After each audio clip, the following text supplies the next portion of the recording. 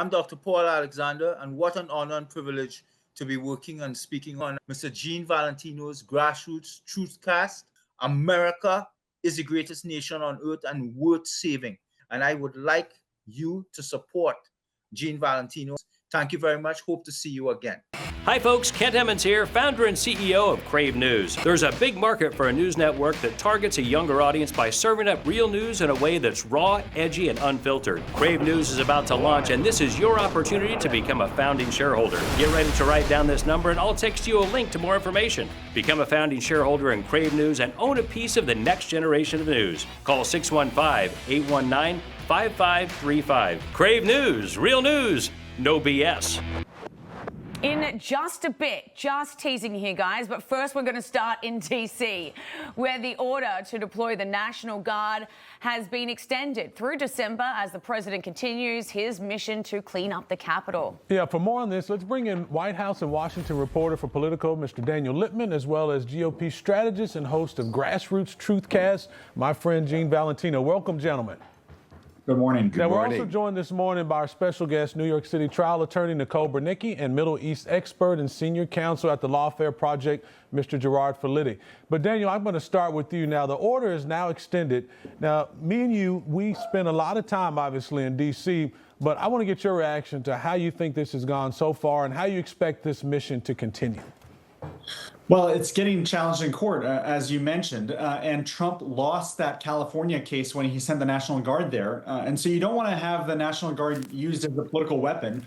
Some of these Guard troops, they're not actually arresting criminals. A lot of them are picking up trash, just kind of being eyes and ears on the ground as a deterrent effect. I'm sure some of them are getting bored. But I think that what's also interesting is that he's a little reticent. Remember, they were going to send the National Guard on Friday to Chicago. Has not happened. He is trying to get them to invite him to bring in those troops, but I don't think that's going to happen anytime soon. Interesting. The city, as you mentioned, is firing back now, and they're suing the Trump administration, and they're calling it a forced military occupation of the District of Columbia, and says that it violates the local autonomy and basic freedoms, saying that it must end for those reasons.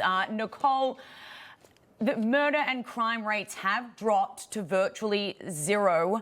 Why would the city want this, and how do you think this is going to turn out? Well, the mayor of D.C. was initially opposing this move, and now she's taking a more pragmatic approach. And this lawsuit that you've mentioned comes at a very interesting time, the timing of the lawsuit, because the individual that brought the lawsuit is now running for re-election. So we need to ask ourselves the question, maybe the lawsuit itself is also political. Yeah, seems like it. Daniel, I'm going to come to you when the prompter scroller moves this up for a moment. All right, let's just get your opinion on that. I'll go to Gene. How about that? Good morning. Good morning. Yeah, you know, a lot of this is political. I agree with what the predecessor just said. You know, I keep this handy. This is the Constitution and the Declaration of Independence and the Bill of Rights. And, you know, we don't want to get mired down on legal claims when the president has a constitutional oath to protect those who cannot protect or will not protect themselves. We have a situation where just the threat of Donald Trump bringing in troops is all that maybe he intended to get them off their butts to get in gear and protect the citizens. Here's who's going to decide very shortly in the election cycle. You're going to see citizens stepping up like they did in the last election and say, we're not buying any of this left-wing rhetoric anymore. Okay. We want our nation protected. We want our blue cities protected. And that's what that's what Trump is forcing to a head. Yeah. That's a good point. Gerard, what do you think of the lawsuit? Well, look, Donald Trump sits in a very unique position in Washington, D.C. He is in charge of the National Guard, just like a governor is in any other state. So he is well within his authority to deploy it and use it. And this lawsuit is frivolous. It's not going to go anywhere. So this is really a political stunt. It's not going to be effective legally. And it's hugely problematic for Democrats who are just playing it political. President Trump signing an executive order to rename the Department of Defense back to its old name, which was the Department of War. Trump spoke yesterday from the Oval Office. I think it sends a message of victory. I think it sends really a message of strength We're very strong. We're much stronger than anyone would really understand. We never fought to win. We just didn't fight to win. We didn't lose anything, but we didn't fight to win. We could have won every one of those wars quickly, but they went a route that I think was probably politically correct, but not correct for our nation. So I think the Department of War sends a signal.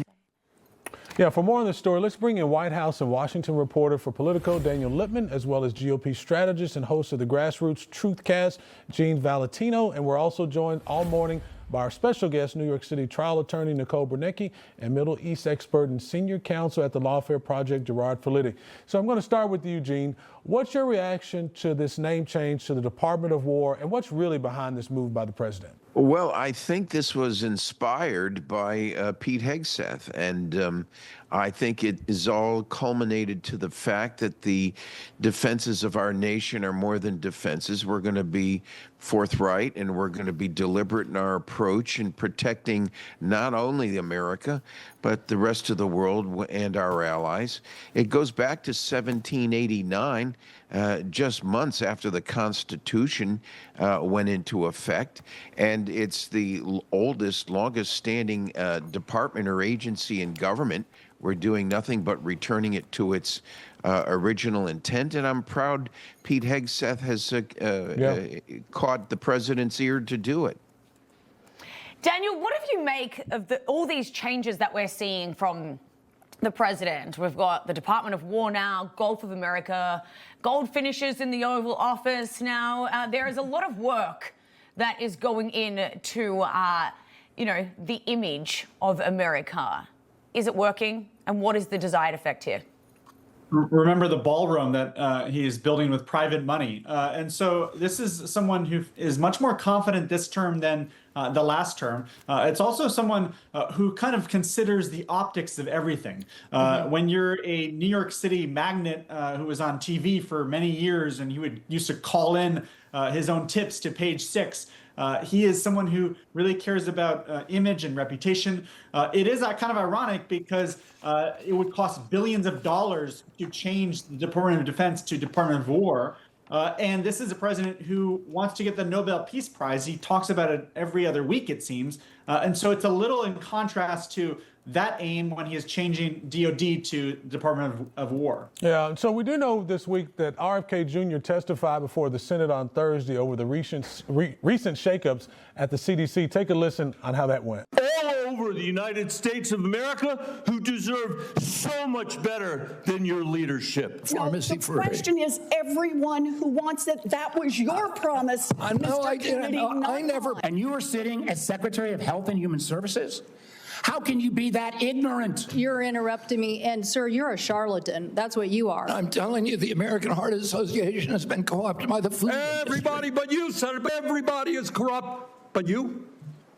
Is that what we're looking at? I don't think so. And I think the issue now... I don't even know what you're talking about.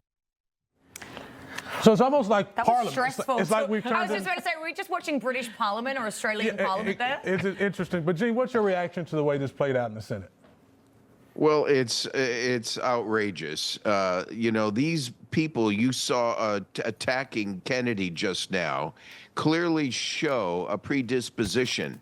Now, who's been on the job longer, Robert F. Kennedy or all of the accusers? They've been around 2 to 3 decades, and nothing has happened except health has gotten worse. There's been more people afflicted with disease, overweight, fatness kicking in. We've got more diseases and people now diagnosed from youth all the way up to our seniors, and they have had no solution. The only thing I know, which Robert F. Kennedy got out, was that these all are folks who've been paid off by Big Pharma and have been around for the re-elections to protect their position, not the people they represent, and that's infuriating to me. Gerard, you're nodding along here. I'm nodding along because what we're seeing is a lack of transparency that we've seen from the CDC and from health for decades now, especially under Democrat administrations. We want to know the inside machinations. Are the people who are putting out research studies and pushing vaccines being paid off by pharma, or is there actual science behind it? That's what this is about. This is a spectator sport, but what the Democrats don't want you to know is that there are a lot of legitimate questions about the science behind a lot of the agendas that were pushed by CDC in previous years. Yeah, we're going to completely pivot here because we have only limited time left, but we really want to ask this. Gavin Newsom came after Newsmax. Okay, if we could just quickly get that up. It says, I am hereby putting the fake news on notice. The governor then listed the names of multiple news outlets, including Newsmax, saying they're not my enemy. They are the enemy of the people, the American people. Nicole, what do you make of this rhetoric here? He's doing a lot lately on social media, and everyone is is getting so excited, but it's actually not him. It's some social media person that does that for him.